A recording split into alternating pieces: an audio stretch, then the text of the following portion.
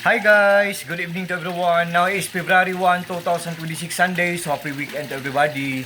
As you can see guys, andito na naman ako sa koi fish pond ko kasi dito naman talaga ako always nagtatambay guys pag wala akong ginagawa. Honestly guys, ito po ang mga pets ko guys oh, mga koi fishes oh. Yan. Yan. And guys, ito po ang koi fish pond ko guys, oh, maliit lang. Simple, small, but terrible. Yan. Oh. By the way guys, hello pala sa mga fish keepers dyan. Good evening, Daffy Fish Keeping. Guys, nanonotice nyo ba? Guys, ang tubig ko guys, oh, still clean pa rin, still clear pa rin. Pero guys, believe me or not guys, sa maniwala kayo or sa hindi, almost 2 months na yan, malapit na akong maglinis dyan. Kasi every 2 months ako maglinis.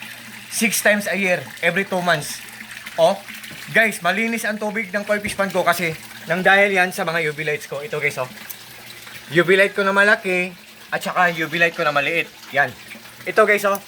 UV light ko na malaki. Ito ang box niya. UV light ko na maliit. Yan ang box niya. To all fish keepers guys na naghahanap ng UV light guys sa aquarium or sa pond, just trust me, just click my link and just try guys. Subukan nyo lang guys kasi mayroon kaming solar power system set up. Wala kaming binabayaran maski piyeso every month sa electric bill namin kasi marami kaming mga solar panels sa bubong namin. May generator kami, portable solar generator, dalawa at may monitoring. Nalalaman namin or namomonitor namin ang isang gadget kung matipid lang kumain ng kuryente or kung good lang ang kanyang quality. Guys, ang mga UV lights ko nandyan sa link ko guys, matipid lang sa kuryente, good pa ang quality tapos mura lang. Kahit nasa ilalim siya ng tubig, hindi siya masisira kasi waterproof siya. At ito po ang filtration system ko, pinaglass ko para magandang tingnan, pinawilding ko para maghang para mas lalong magandang tingnan. At ito po ang mga pets ko guys, mga koi fishes. Oh, look at them guys. Oh, they are so very beautiful and wonderful guys. Nakakawala talaga sila ng stress. Para silang nagbibigay ng good vibes, good energy, motivation. Para ako makahinga ng malalim dito guys. Para silang nagbibigay ng magaan na loob. I think ang mga koi fishes guys ay mga breathtaking.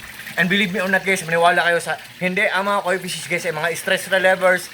Kasi nakakawala sila ng stress. At saka, ano guys, gradually or dahan-dahan nilang kinukuha ang mga stress natin. At the same time, fortune din sila or lucky charm din sila. Nagbibigay din sila ng swerte sa atin guys. To all my friends guys, thank you so much po sa trust po at support. Take care po tayo always.